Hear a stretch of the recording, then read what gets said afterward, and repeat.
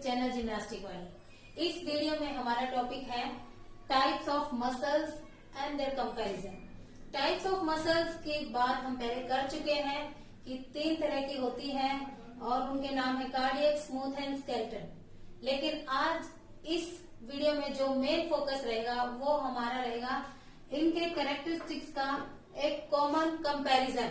Characteristics के कुछ में सिमिलर हैं, कुछ अलग हैं, तो उनका कंबाइंड कंपैरिजन है यहाँ पर। तो बात करते हैं सबसे पहले फर्स्ट कैरेक्टरिस्टिक्स की, यानी कि लोकेशन। बॉडी में इन तीनों की लोकेशन कहाँ है, वो हमारी बॉडी में इनकी कहाँ पर पोजीशन है। तो सबसे पहले मैंने लिखा है कार्डियक मसल्स के बारे में। कार्डियक मसल्स की जो लोकेशन है वो है वॉल्स ऑफ, बताएंगे आप? यस, वॉल्स ऑफ हार्ट, क्योंकि ये पहले मैं मेरी एक प्रीवियस स्लाइड में डिस्कस कर चुकी हूँ। नेक्स्ट है स्मूथ मसल्स कहाँ पर मिलती हैं?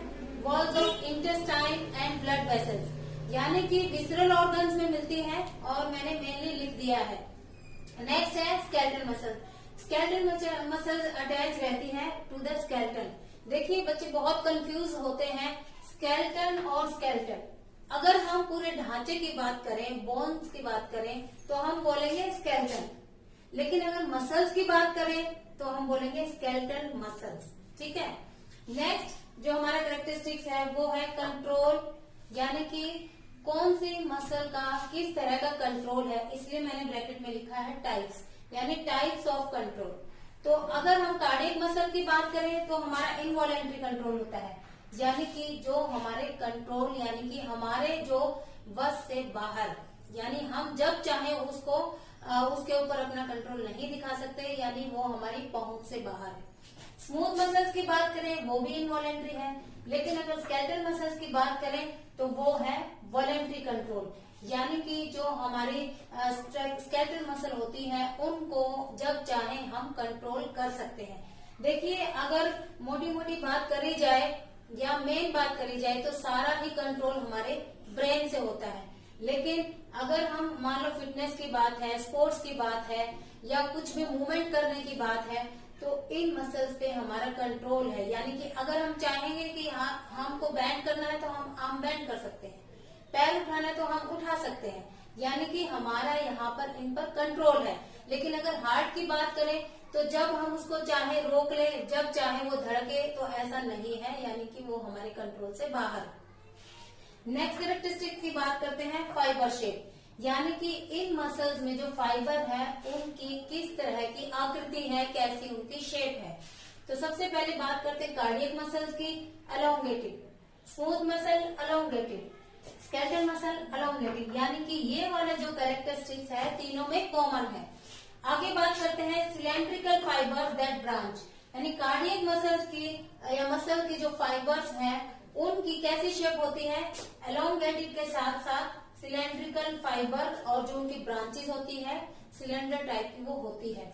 और एलोंगेटेड का मतलब होता है long and thin. Next smooth muscles की बात करें, एलोंगेटेड तो यहाँ पर कॉमन है, लेकिन जो उनका एंड है वो पॉइंटेड है और स्पिंडल शेप का है। स्पिंडल शेप पहले अगर आपने मेरी प्रीवियस वीडियो देखी हो तो मैंने उसमें बता रखा है इस टाइप से, स्पिंडल शेप और लास्ट से पॉइंटेड। ओके। स्केलेटल मसल्स की बात करें अलोंगेटेड, यानी कि ये लॉन्ग एंड थिन, ये तो कॉमन सब में ही है। ये भी सिलेंड्रिकल होते हैं, हार्ट में भी सिलेंड्रिकल है, बट इनके जो फाइबर्स होते हैं इन ब्रांच होते हैं, और यहाँ पर जो है इनका जो एंड है सिलेंड्रिकल होगा बट ब्लंट होगा, यानी बहुत ज्यादा शार्प नहीं होगा, पॉइंटेड नहीं होगा, जो कि स्मूथ मसल्स में होता है।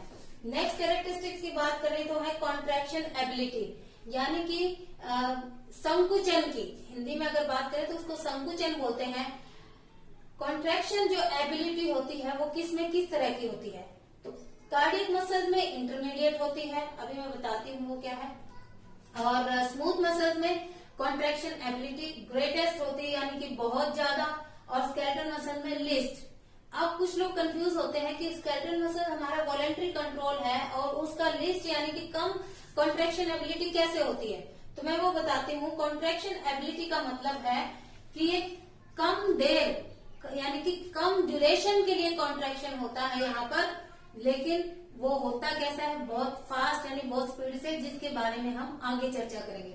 कॉन्ट्रैक्शन एबिलिटी का मतलब आप समझिए कि जब कॉन्ट्रैक्शन होता है किसके बीच में होता है। मैंने ये बहुत अच्छे से समझाया था मेरी प्रीवियस वीडियो में कि जो एक्टिन मायोसिन का जो यहाँ पर बाउंडिंग होती है वो किस तरह की होगी, लीस्ट यानी कि ऐसे थोड़ी देर के लिए होगी और फटाक से रिलैक्सेशन, कॉन्ट्रैक्शन रिलैक्सेशन ऐसे होगा। लेकिन अगर यहाँ पर हम स्मूथ मसल की बात करें ग्रेटेस्ट, उसमें क्या होगा, ये जो कॉन्ट्रैक्शन है एक्टिन मायोसिन की जो बाउंडिंग है जहां पर वो एक दूसरे के साथ हुक शेप में बंधेंगे वो बहुत ज्यादा होती है, यानी कि उनका जो कॉन्ट्रैक्शन है बहुत अच्छा होगा और स्लो होता है, इसलिए वो ज्यादा लंबे समय तक होता है, इसलिए हम उसको ग्रेटेस्ट बोलते हैं।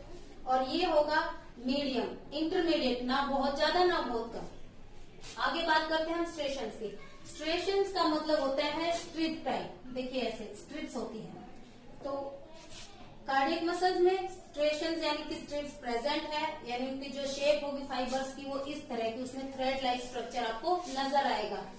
स्मूथ मसल्स में ये एब्सेंट होता है और अगेन स्केलेटल मसल्स की बात करें तो उसमें भी स्ट्रेशंस प्रेजेंट होते हैं।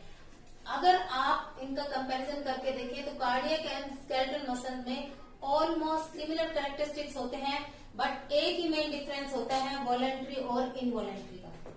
नेक्स्ट हमारा है नंबर ऑफ न्यूक्लियाई, यानी न्यूक्लियस की जो मात्रा होती है फाइबर्स में वो कितनी है। कार्डियक मसल्स में 1 भी हो सकती है, 2 भी।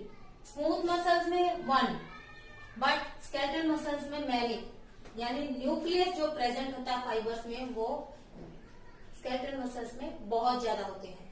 नेक्स्ट कैरेक्टरिस्टिक की बात करें तो हम न्यूक्लियर पोजीशन इन सेल्स, यानी इनके जो सेल्स हैं, टिश्यू सेल्स हैं, उसमें किस तरह के न्यूक्लियस की पोजीशन होती है। कार्डियक में सी से सेंट्रल, स्मूथ में सेंट्रल, बट यहाँ पर थोड़ा सा चेंज है स्केलेटल में, उसमें जो पोजीशन होती है वो पेरिफेरल यानी कि आउटर साइड रहती है, सेंटर में नहीं रहती है। Last but not the least, contraction speed. यहाँ पर जो हमने बात की थी कॉन्ट्रैक्शन एबिलिटी की, और अब हम बात कर रहे हैं कॉन्ट्रैक्शन स्पीड की। यानी एबिलिटी का तो हमें पता चल गया, लीस्ट होती है, ग्रेटेस्ट होती है, लेकिन उसकी स्पीड कितनी होती है।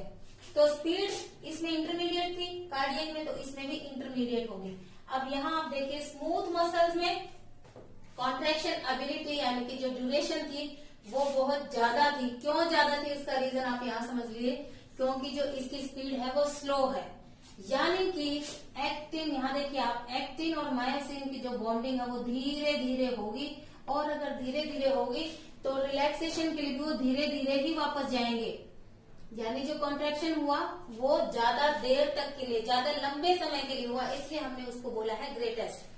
सेम वे स्केलेटल मसल्स में हमारी जो कॉन्ट्रैक्शन एबिलिटी थी वो लीस्ट थी, यानी थोड़ी देर के लिए, लेकिन कैसी थी उसकी जो स्पीड है वो रैपिड, यानी बहुत ज्यादा, मतलब यहाँ जितनी स्पीड से आएंगे उतनी स्पीड से जाएंगे, आएंगे जाएंगे, यानी कि कॉन्ट्रैक्शन एबिलिटी कम थी लेकिन स्पीड बहुत ज्यादा थी उनकी। ठीक है, ड्यूरेशन इन कम समय के लिए थे, लेकिन कम समय के लिए क्यों थे, क्योंकि वो जल्दी स्पीड से आते हैं और जल्दी स्पीड से चले जाते हैं।